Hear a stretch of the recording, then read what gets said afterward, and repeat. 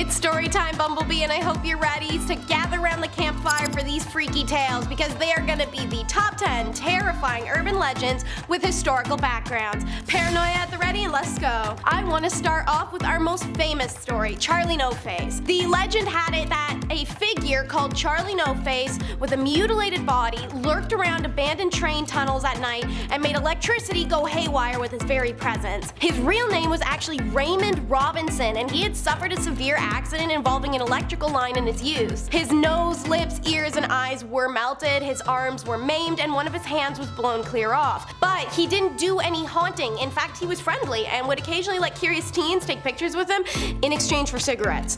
An avid baseball fan, he listened to every game he could pick up on his radio. He learned how to read Braille and how to make wallets out of doormats and old tires. When he became a man, his family fashioned a small apartment for him out of their garage. So he took to taking walks at night just to get out. And the sightings of these walks are what started the urban legend that had teens driving around highway stretches searching for a glowing green man. Overall, Ray is remembered in multiple articles by multiple people and usually while tearful. He had a huge impact on many. There was the young man who lost a brother in Vietnam who credits Ray's companionship and unending empathy as a major force of positivity during his grieving period. Ray taught countless people who would spend long nights sitting in a car or on a porch with him about the virtue of looking past the superficial, of swallowing fear and abandoning preconceptions. He showed so many people it was okay just to be different. Next up is the Crying Castle. Maruko Castle in Sakai, Fukui Prefecture is home to one of the most famous Hitobashira stories in history. Why, what is Hitobashira, you may ask? I'm so happy that you did, because this super fun stuff is a type of human sacrifice practiced in Japan up until the 16th century. Lords would wall up live victims in pillars, dams, or any other building foundations that would appease the gods, who would then protect the building from attacks and natural disasters. So, one of the Maruko Castle walls kept crumbling during construction, no matter how much it was reinforced. It was then suggested to the castle lord, casually make a Hitobashira, just bury some people in the wall, see if that helps. The one-eyed peasant woman Oshizu was chosen for the sacrifice. The poor woman only asked in return for her life sacrifice that the emperor see her sons be made samurai after the ritual. The lords all agreed, and Oshizu was then buried under the pillar. It was said she stoically stood there as the builders essentially slowly killed her. Unfortunately, the castle lords here are huge twits who do not keep their promise, and her sons were never made samurai. Afterward, the wall never collapsed, but the moat would overflow every spring rain when it came time to cut the algae. The locals believe that these are the tears of Oshizu's sorrow and erected a tomb to appease her spirit. There's an annual cherry blossom festival during the first 3 weeks of April, and in the evenings there will be over 3,000 paper lanterns lit up in the dark for her. Bark bark bro, it's time to meet the dog boy? This Arkansas-based urban legend about a werewolf-like dog man roaming around the town of Quitman embellishes a true story, or rather embellishes the ghost of a guy from a true story. Okay, so it goes that in 1954, a boy named Gerald Bettis was born. The rumors around town held that he was cruel and sadistic and that he liked to capture stray animals and do twisted, weird crap on them. His cruelty only grew as he got older, and he was violent with his aging parents. In 1981, his father's found dead in the family home, and while the newspapers say it's illness, many of the townspeople think it's Gerald. Name like Gerald, he's gonna be a little hinky in the brain. For some reason, despite the suspicion about what he did to his dad, none of the townsfolk stopped him when he kept his mom imprisoned in the house. That isn't until adult protective services are called by her and she's placed into protective custody. His mother testified against him in court for negligence and violence, and he went to prison where he died in the 1980s. But people say that his spirit still haunts the house where he grew up and where his father died. In many versions of the legend, his ghost walks on all four and has shaggy dog-like appearance, while in others he appears to be a towering man wearing a brown jacket and a bow tie. I've mentioned this creepy one before. It's the Round Schoolhouse. Built in 1906 near the Mitsubishi Bibai coal mine, the school settled on the name it's now known as, Numa Higashi Elementary School. Initially, numbers were low, but the periods between 1940 to 1970, the mine prospered, and so did the number of students, eventually housing around 1,500 children in the school. In 1974, the school closed, and the general public would believe it's due to a mine closure causing the attendance to drop. Yet rumors actually reveal the true story. So but records stated that during a class break, one of the female students suddenly disappeared from school. Upon this realization, the student's teachers ended class and called the girls home to see if she'd gone home sick, but she hadn't. The entire school spent the day looking for her, but she couldn't be found anywhere, and the police are called. It's notable to mention that during this time, kidnapping were actually prevailing in this area, but no one could understand how the young student could have gone missing during such a short break. It's as if she'd been spirited away. Today's visitors to the ruin of the school and the locals of the area claim that the spirit of the girl can be found around the school with her red backpack, and countless others have claims of giggles being heard nearby in the forest, even chasing away psychics. This next point quite literally has one foot in the grave. The founder of Bucksport, Maine, Jonathan Buck, had a woman put to death. That's just the first part, alright? Because then it varies on how/why he did it. Seems the common consensus is the woman had been knocked up by him and they were not married, so that's a huge no-no. Whether or not she was a witch is debated, as was whether she was killed via rope or flame. In the version where it's rope, she's the one who curses Jonathan Buck. But in the version where she's burnt at the stake,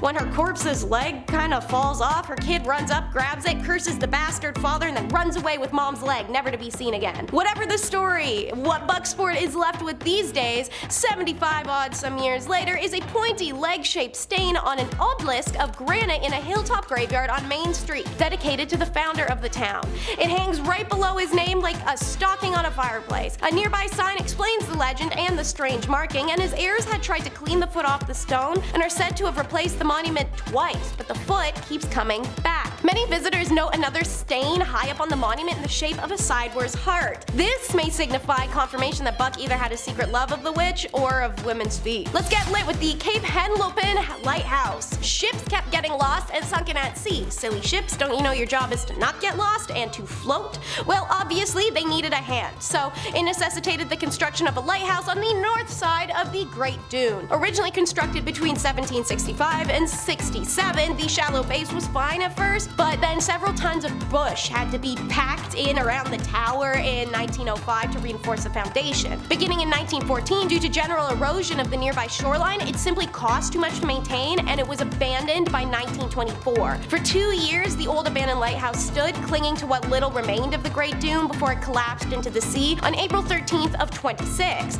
But it seems the lighthouse never truly left. On Christmas Day, 1665, while following the beams from the non-existent lighthouse, the Devonshireman collided with a stone shaft and killed over 200 sailors. In May of 1798, the British ship De Brock was drawn too near and sank. In 1980, the USS Poet, a 12,000-ton grain transporter, vanished without a trace and was last heard of right near where that used to be. It's rumored that the cause of the ghost flight is a taunting curse placed by an indigenous clan who was mercilessly killed during a wedding celebration by the British on the shores of the Cape. If so, good for them, get your lick back. Because furries aren't scary enough, here's one who killed the Bunny Man. The story goes that in 1904, there was an asylum not far from Clifton, but the city's residents didn't like the idea of mental patients near their homes, so they got it shut down, and all the patients were taken by bus to Lorton Prison. Said bus then swerved, crashed, inmates got loose, yada yada. Long story short, one is never found. The escaped patient is Douglas Griffin. Weeks pass and rabbit courses begin appearing in the woods. Douglas was apparently eating bunnies to stay alive and leaving the bodies, skeletons, and whatever dangling around for weeks on end.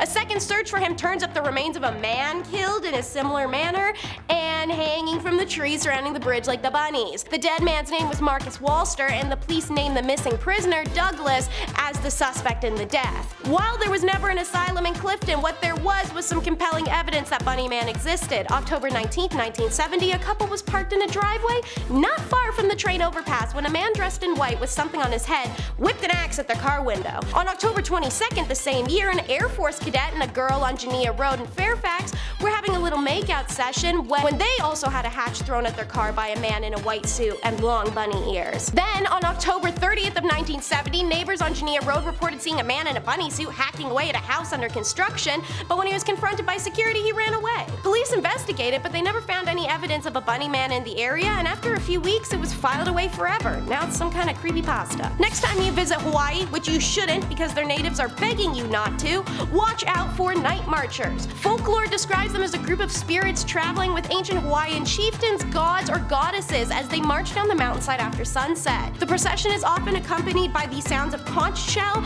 rhythmic drumming, and oli chantings. In life, these warriors supposedly traveled at night to protect the people so sacred that the common man was never allowed to look at them. Breaking that rule had meant death.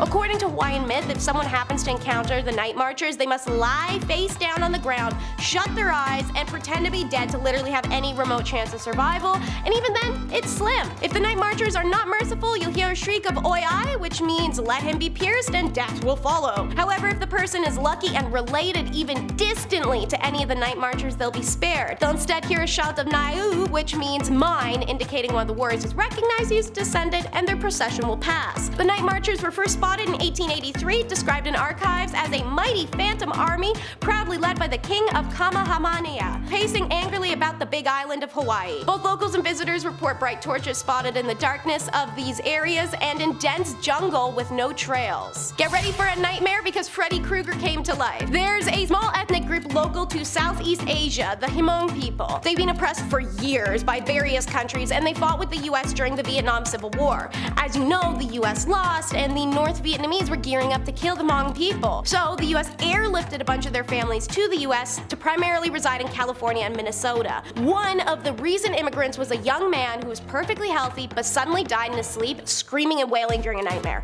No one knew how he died, assuming something to do with change of region, new bacteria exposure, or even a heart attack, but an autopsy wasn't done because it's America the expensive, not free. There was a pre-existing Hmong legend of a spirit that enters your dreams and kills you. They were also in a new community without access to old traditions to protect them, so their young men didn't know what to do and started staying awake, trying to avoid the monster. Eventually, 117 men died from Hmong sleeping sickness. The mysterious deaths were usually among the men within their 20s to 30s and affected a large enough segment of this population to alarm public health experts. The fatal ailment, later classified as sudden unexplained nocturnal death syndrome, has been investigated by Centers for Disease Control at length. However, the wave of SUNDS deaths among the Hmong group is still unexplained. Most urban legends have at least a shred of truth, and the story of Candy Lady is no exception. This terrifying tale, which is one of the creepiest urban legends in Texas, centers around a woman named Clara Crane.